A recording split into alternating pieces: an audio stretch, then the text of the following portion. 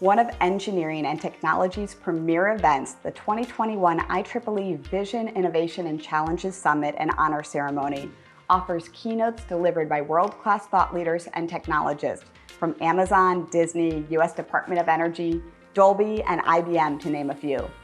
But the highlight of this three-day virtual event is the recognition of global visionaries and innovators whose work has and continues to benefit humanity on a grand scale. Visit the awards website at corporate-awards.ieee.org. We'll include that URL in the show notes for more information on this upcoming event. In the meantime, I'm here to interview Evelyn Hirt, who is receiving the IEEE Haraden Pratt Award, which was sponsored by the IEEE Foundation and is given to her because of her steadfast service and leadership dedicated to the IEEE mission and members across all corporate, geographic, technical, and educational levels. Recognizing the value of being in a community that fosters involvement and diverse interests, Evelyn Hirt's dedication to IEEE has led to volunteerism at all levels of the Institute, including local sections, several IEEE societies and technical councils, IEEE Eta Kappa Nu, most major boards, and 2 terms on the boards of directors. Evelyn is a project manager with Pacific Northwest National Laboratory. Her professional experiences bridge the industrial, government, academic, and consulting communities, and I am so glad she is able to join us. Evelyn, thank you so much for being here. It's a pleasure to be here. So you've had a wide gambit of volunteer experiences in IEEE. Can you please tell us a little bit about that? Yeah, I've done everything from being a volunteer at my local student branch when I was a student to having served on the IEEE Board of Directors twice, once as the IEEE-USA president and once as the IEEE Region 6 director. I've also served in some capacity on all the major boards, but standards, not always voting, but in some capacity. And then I've done a lot of other volunteering at the local level. What did you learn from those experiences? What was your key takeaway? Did they help you with meetings at your workplace, for example? The biggest thing volunteering gave me, because it was something that I started so early in my career, gave me an opportunity to do things before I would have been given those opportunities in my professional career. So when I started to speak, that was long before a person of my, experience based at work would have been doing presentations. The first time I did a presentation of a paper at a major conference with 200 people, I was comfortable because I'd done something like that before. Maybe not that big of a crowd, but something like that before. Wow. Yeah, that would be daunting to do for your career, but it's really great to get the experience and the exposure as a volunteer in IEEE. What other aspects of volunteering gave you experiences that you might not have had in your professional career at that stage? Volunteering allows you to practice leadership and practice team building without some of the obvious overhanging concerns when you're doing it in a professional work environment. There still are, importance and consequence and all that, but the criticality is different. And when you're just starting out, having that difference is a lot. Plus, the other senior volunteers tend to be very supportive in helping you get through some of those things. Yeah, that was my experience as well when I was on the EAB, the Educational Activities Board. I got to work alongside one of the engineers that was leading the 802.11 standard creations. So he was running the meeting so effectively, and I hadn't experienced that at my workplace. Of course, we've all attended a ton of meetings at the workplace, but the structure of the meetings, the way he got everyone's buy-in on the ideas was very different from what I'd seen in the workplace. And then I felt like I was able to kind of transfer over some of those ideas into my professional career. Did you have any experiences like that? Well, so when in the professional career, like I said, you always have this, I'm doing it, I'm going to get graded for work type thing. And in the volunteer work world, it's really about you perform? Can you get the job done? And so you develop a different kind of self-confidence when you do that. And like I said, in general, volunteers have been very supportive. I've had some great mentors along the way. There are a lot of different, like I said, different aspects of volunteering I've done. And one of the things are when you engineers in general, and as before as a project manager, I practiced as a systems and controls engineer. You tend to move around based on the economy, but one of the more constant things in my career was IEEE and IEEE volunteering, because you'd move into a new location and it was a lot easier to get more integrated into your new location by working with the local, whether that's the student branch because you were helping out at a university, or the section, or one of the chapters, technical chapters in the section. It just worked out better to like get integrated into a new community. Yeah, I did the same thing. I recently, well, I guess now it's been a year ago, at the beginning of the pandemic, I moved to Charlotte. And that was one of the first things that I did when I got here, was check in with a local section and find out who the different players were that were involved here. But you've also been involved at the national level. Of course, you've been involved with a lot of different levels, but at the national level, being the president of IEEE-USA, what was that experience like, campaigning for that position? What was different about running it than what you thought it would be beforehand? Okay, so the campaigning, I won't say I was an aggressive campaigner. I went to the candidate forums and things like that. But what I'll say about the experience is, and I say this irrespective of who's running for anything, you have to be the right person for the moment. And even your best laid plans, your best ideas that you wanted to go through, you have to approach and deal with the challenges of the moment. So there were things that, I had hoped to do and planned to do, but the moment, that which was happening at that time in the United States with the membership, it wasn't the moment to do all the things I wanted to do. So I did as much as I could of my lofty goals plans, but more importantly, my mantra going forward in just about any job is, when I leave the job, I leave it better than when I came. So I'm not saying I've got to be the most spectacular, renowned, historic person, but I know I was entrusted with an office that had me doing something for some functionality, for some group of people, and that activities that I performed and the work I did with other volunteers left that organization, left those objectives and those at least as good as they were, and hopefully better. So can you give us a specific example of one of the challenges you faced during your presidency? It's hard to think of one, but like I said, it really gets down to lofty agenda items, and it's been a while, so I can't actually recall specific ones. But you look at what needs to happen then. So you've got stuff coming down from the institute level, through the board, the challenges the board is having, it passes it down to the major boards, and you need to make it work. The fact that we were looking at some of the membership statistics and things didn't make sense, and literally you had to start saying, okay, we're not looking at this right. And we started to look and say, we've got a bigger problem than you think. We when you look at the real data, we've got a membership cliff, and we better start doing something now, or that we're going to reach that cliff and tumble over, not having enough time to do any real remedies that could make some strong positive impact. So what steps did you take at that point?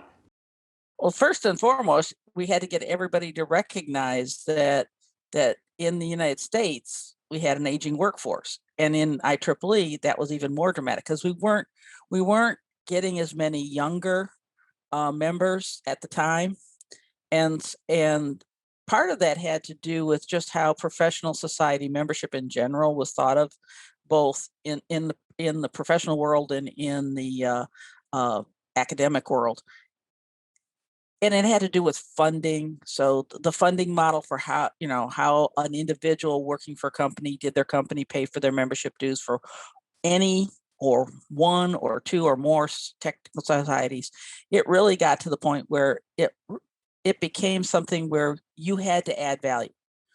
As a professional organization, IEEE had to add value.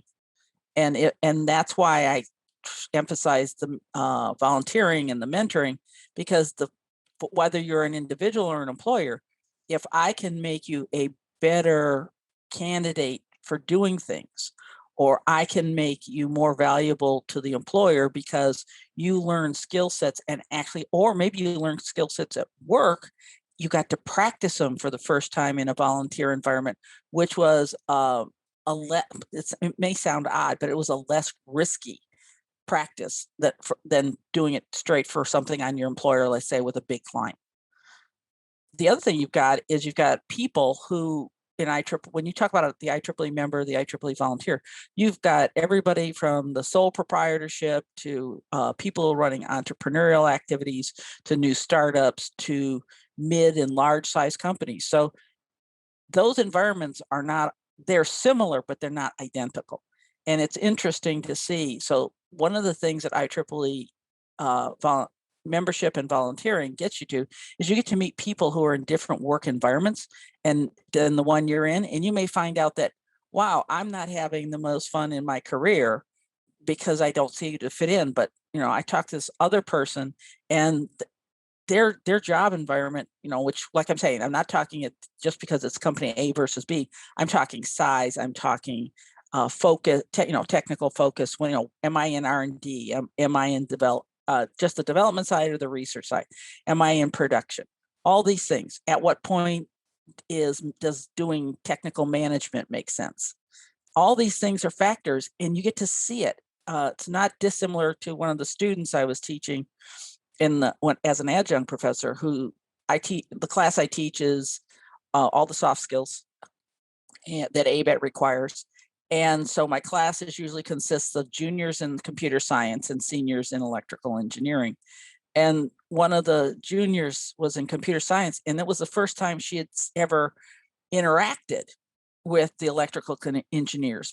So all of a sudden she saw a different thing. She says, oh, I think I'd like to go and become an engineer. Maybe I should switch majors. And the first thing I said was, no, don't switch majors. Finish your bachelor's in computer science. And I connected her up with the executive director of the School of Engineering and Applied Science. And they said, this student really is impressed with what electrical engineers do. And I think she's got promise. He says, I'd like you two to have a discussion about the possibility of her finishing her computer science degree, but then getting a master's in electrical engineering. And in general, that's another thing in the United States. In general, we discourage students from going for a higher degree once they get their bachelor's. It's like the old, it's kind of very American, very United States. It's like, you have a degree, now go get a job. And in some cases that doesn't help you from a career standpoint, because you really need, for some of the careers, you really need advanced education. And some of that isn't because you're going to use it all. Some of it is it's a way to prove you can do certain things, and your cognitive thinking abilities are, honed to a certain level. I think that is hard to know then, whether to take that next step and get that next degree or not. I think that's extremely tricky to know who should and who shouldn't go to that level. How did you know that student in particular should? It was her. It wasn't just, the fact that she was first-time college bound or anything like that. It was the fact that she was a cognitive thinker. And not all the students, in fact, some of the best grade-wise students weren't as good at cognitive thinkers as she was. And it's that skill, and it's a skill that I have that I can't turn off. And it's that analytical skill, or figuring out how something works or how to make it better. It's just who I am. And she had a similar, not identical, but a similar thing where she was inquisitive and she wanted to know how things worked, and the fact that she wouldn't be limited just to the software side of the house, that she could work on the hardware side of the house. And there was really synergy between those two, and there were more opportunities she saw. And whether she finishes that out, that's her choice. But at least every student should be aware that depending on what you want to do long term with your career, depends on, you need the extra education. I didn't get my master's degree till in fact, I got my master's degree and my son got his bachelor's degree the same year. So and the other thing is, if you're going to wait to go get a grade, because that's it. Oh, well, I'll wait, work for a few years and I'll go back. And my thing is, don't wait too long. Stay in touch and don't wait too long, because it's real easy not to go back to go to school, because all the discipline it takes, work-life discipline, to balance between school and work and family. I do like what you've been saying here, your theme of talking about exposure, considering your exposure to so many different volunteer opportunities within IEEE. If you had to pick out one that was maybe your favorite experience, what would that be and why? Working in the IEEE Volt program, which is the volunteer leadership training. And I've been a mentor in that a couple times.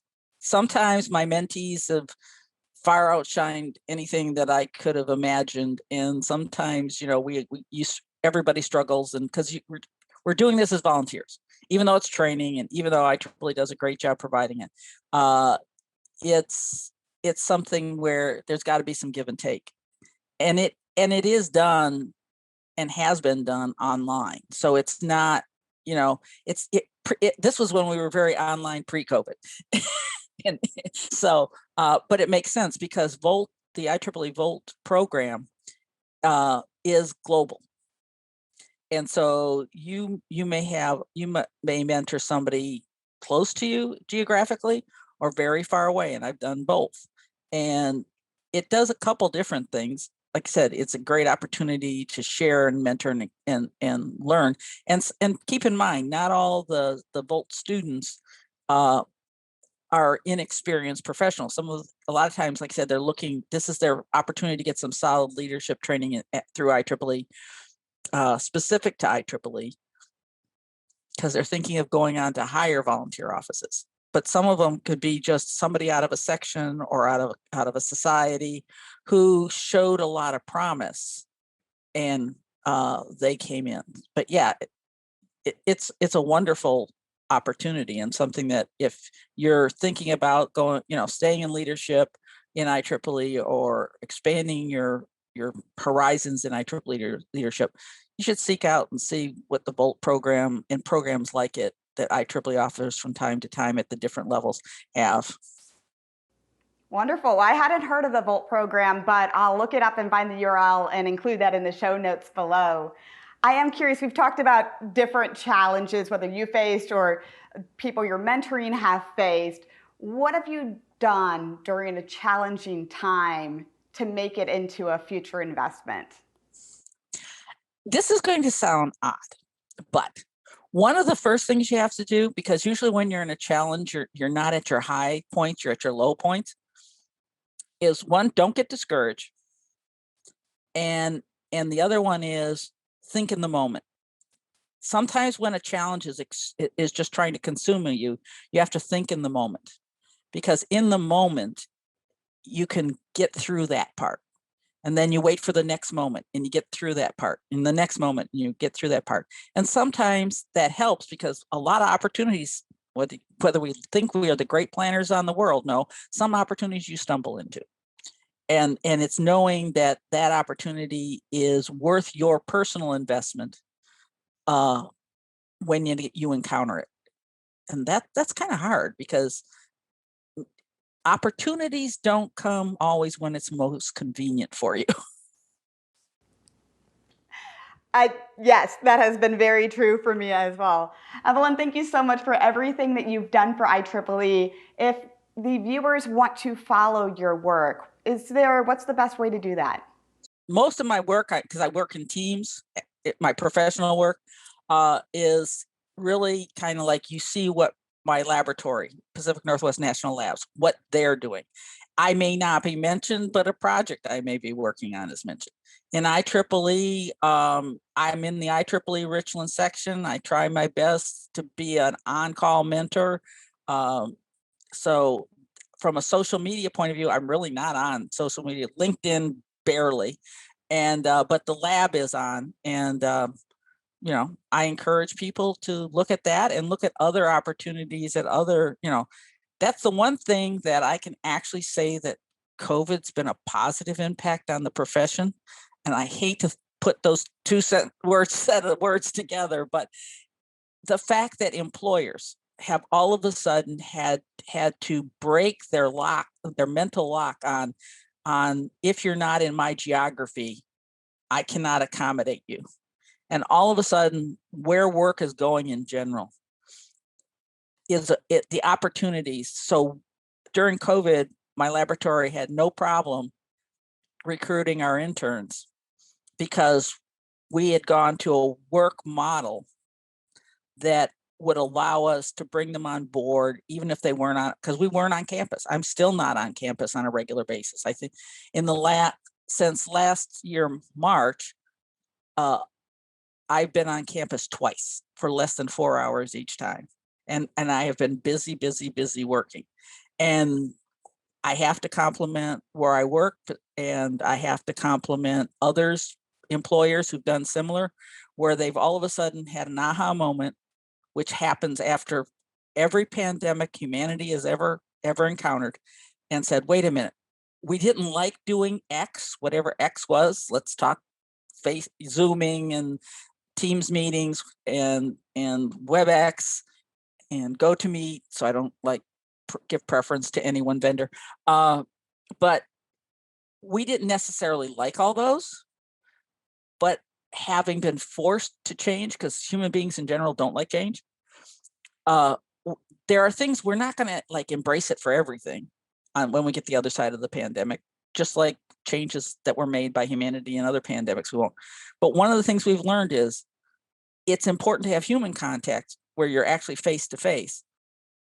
But for wealth of opportunity, incorporating this online community and finding ways to make it work for us is probably going to, historically, when we look back, is going to be one of the things that's opened up professions for a lot of people. Now, granted, for a lot of professions, that's, there is a physical presence needed. But for science and engineering, there is a huge portion of it that can be done in a distant working. And the other thing is, I personally think it's forced people to learn and improve their team skills and their team building skills, because we didn't have something to lean on. We didn't have a historic precedent, so we had to go figure it out. And that, by the way, is what engineers are supposed to be good at, figuring it out. It's just we don't usually think of that in a social and human interaction kind of way. So yeah, I think that's something that on the other side of this, we're hopefully going to keep the best parts of Zooming and all the other media platform interactions, and we'll be able to get on with our lives and see the country and the world be a better place. And maybe we won't be so naive to think that we don't impact each other. I agree. I hope we take the best parts out of this challenging time. I do want to thank you for joining us. Congratulations again on this prestigious award, and thank you again for everything that you've done for IEEE. Okay, thank you. Thanks for joining us. If you enjoyed this episode, please click like below and also subscribe to see future episodes.